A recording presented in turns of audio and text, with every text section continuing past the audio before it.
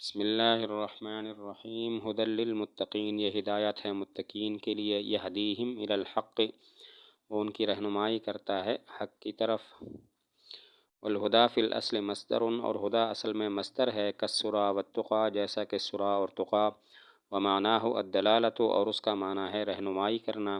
وقیل الدلالۃ الموصلۃ الی البغیۃ، اور بعض نے کہا وہ رہنمائی جو پہنچانے والی ہو مطلوب تک، لأنہ جعل مقابل الضلالۃ، اس لیے کہ اس کو بنایا گیا ہے گمراہی کا مقابل، فی قولہ تعالی، اللہ تعالیٰ کے اس قول لعلی ھدی او فی ضلال مبین میں، ولأنہ، اور اس وجہ سے کہ لا یقال مہدی، نہیں کہا جاتا مہدی، الا لمن اہتدی الی المطلوب، مگر وہ جو رسائی حاصل کر لے مطلوب تک۔ ھدی للمتقین یہدیہم الی الحق، وہ ان کی رہنمائی کرتا ہے حق کی طرف۔ اس سے دو باتوں کی طرف اشارہ ہے۔ نمبر ایک، ھدن مصدر مبنی للفاعل ہے، یعنی اسم فاعل کے معنی میں ہے، اور نمبر دو، ھدن متعدی بدو مفعول ہے، مفعول اول للمتقین ہے اور مفعول ثانی محذوف ہے، یعنی الی الحق کے۔ یہدیہم الی الحق دو باتوں کی طرف اشارہ ہے۔ نمبر ایک، ھدن مصدر مبنی للفاعل ہے، یعنی اسم فاعل کے معنی میں ہے۔ نمبر دو، ھدن متعدی بدو مفعول ہے، مفعول اول للمتقین ہے اور مفعول ثانی محذوف ہے الی الحق کے۔ والہدیٰ، ہدیٰ اصل میں مصدر ہے، جیسا کہ سریٰ اور تقیٰ مصدر ہیں۔ اس تائید کی ضرورت اس لیے پڑی کہ کلام سیبویہ اس بارے میں مضطرب ہے۔ کبھی وہ کہتے ہیں ھدن مصدر نہیں، مصدر کے قائم مقام ہے، اور کبھی کہتے ہیں ھدن مصدر ہے، تو اس لیے بطور تائید کالسریٰ والتقیٰ کہا، تاکہ معلوم ہو جائے کہ ہدیٰ مصدر ہے۔ ہدیٰ اصل میں مصدر ہے، جیسا کہ سریٰ اور تقیٰ مصدر ہیں۔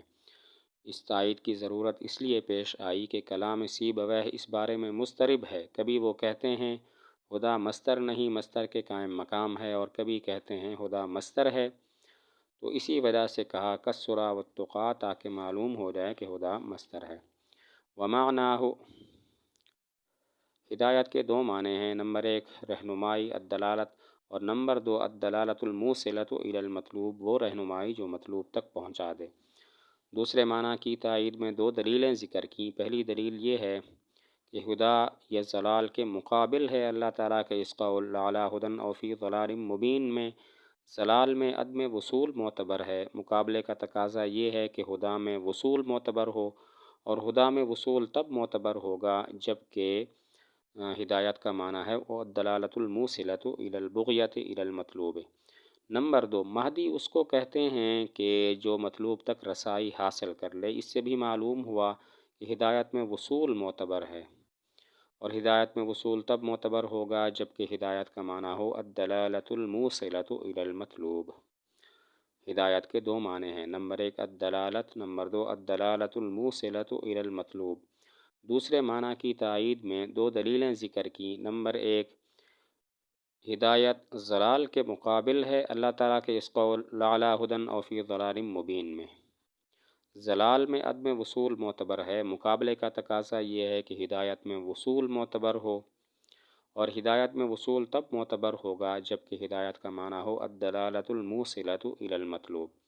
نمبر دو، مہدی اس کو کہتے ہیں جو مطلوب تک رسائی حاصل کر چکا ہو، اور مطلوب تک رسائی حاصل کر چکا ہو یہ تب متصور ہے جب کہ ہدایت میں وصول معتبر ہو، اور ہدایت میں وصول معتبر تب ہوگا جب کہ ہدایت کا معنی ہو الدلالۃ الموصلۃ الی المطلوب۔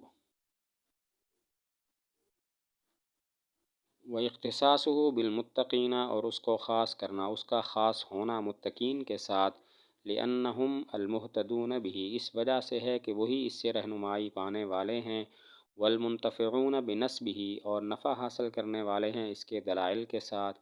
وإن كانت دلالته عامة، اگرچہ اس کی دلالت عام ہے، لكل ناظر، ہر دیکھنے والے کے لیے، من مسلم او کافر، خواہ مسلمان ہو یا کافر ہو۔ وبهذا الاعتبار، اور اسی اعتبار کے ساتھ، قال تعالی، اللہ تعالیٰ نے فرمایا ھدی للناس، او لأنہ، اور یا اس وجہ سے، لا ينتفع بالتأمل فیہ، نفع حاصل نہیں کرتا اس میں غور کرنے کے ساتھ، الا من ثقل العقل، مگر وہ کہ جس نے عقل کو چمکایا ہو، واستعملہ، اور اس کو استعمال کیا ہو، فی تدبر الآیات، آیات میں غور کرنے میں، والنظر فی المعجزات، اور معجزات میں غور کرنے میں، وتعرف النبوات اور نبوات کے دلائل نبوت کو پہچاننے میں، لأنہ کالغذاء الصالح اس لیے کہ وہ اس غذا کی طرح ہے جو صلاحیت رکھنے والی ہو، لحفظ الصحت صحت کی حفاظت کے لیے، فإنہ لا یجلب نفعا اس لیے کہ وہ نہیں کھینچتی نفع کو، ما لم تکن الصحت حاصلتا جب تک کہ صحت حاصل نہ ہو۔ وإلیہ اشار بقولہ تعالی اور اسی کی طرف اشارہ کیا اللہ تعالیٰ نے اپنے اس قول کے ساتھ، وَنُنَزِّلُ مِنَ الْقُرْآنِ مَا هُوَ شِفَاءٌ وَرَحْمَةٌ لِّلْمُؤْمِنِينَ وَلَا يَزِيدُ الظَّالِمِينَ إِلَّا خَسَارًا۔ واختصاصہ بالمتقین سوال کا جواب ہے کہ ہدایت تو تمام لوگوں کے لیے ہے، قرآن کا ہدایت ہونا تو تمام لوگوں کے لیے ہے، جیسا کہ فرمایا ھدی للناس۔ پھر یہاں پر ہدایت کو خاص کیوں کیا گیا متقین کے ساتھ، یوں کیوں فرمایا ھدی للمتقین؟ ہدایت تو تمام لوگوں کے لیے ہے، قرآن کا ہدایت ہونا تمام لوگوں کے لیے ہے، جیسا کہ فرمایا ھدی للناس۔ پھر یہاں پر ہدایت کو متقین کے ساتھ خاص کیوں کیا، یوں کیوں فرمایا ھدی للمتقین؟ دو جواب۔ نمبر ایک، قرآن سے رہنمائی پانے والے صرف متقین ہیں اور نفع حاصل کرنے والے صرف متقین ہیں، اسی وجہ سے ہدایت کو متقین کے ساتھ خاص کیا گیا۔ پہلا جواب یہ ہے کہ قرآن سے رہنمائی پانے والے نفع حاصل کرنے والے صرف متقین ہیں، اسی وجہ سے ہدایت کو متقین کے ساتھ خاص کیا گیا۔ دوسرا جواب یہ ہے کہ قرآن میں غور کرنے سے نفع صرف وہ حاصل کر سکتا ہے جس نے اپنی عقل کو پاک صاف کر لیا ہو، آیات میں غور کرنے میں اور معجزات کے پہچاننے میں اس کو عقل کو استعمال کیا ہو، دلائل نبوت کو پہچانتا ہو۔ تو برخلاف اس شخص کے کہ جس میں یہ باتیں نہ ہوں، قرآن میں غور کرنے سے وہ نفع حاصل نہیں کر سکتا جس میں عناد ہو۔ بالکل ایسے ہی جیسا کہ اچھی غذا سے نفع تب حاصل ہوتا ہے جب کہ انسان پہلے سے تندرست ہو، اگر پہلے سے بیمار ہو تو وہ اچھی غذا بجائے فائدہ کہ اس کو نقصان دے گی۔ اللہ تعالیٰ نے اسی کی طرف اشارہ کرتے ہوئے فرمایا، وَنُنَزِّلُ مِنَ الْقُرْآنِ إِلَىٰ آخِرِهِ۔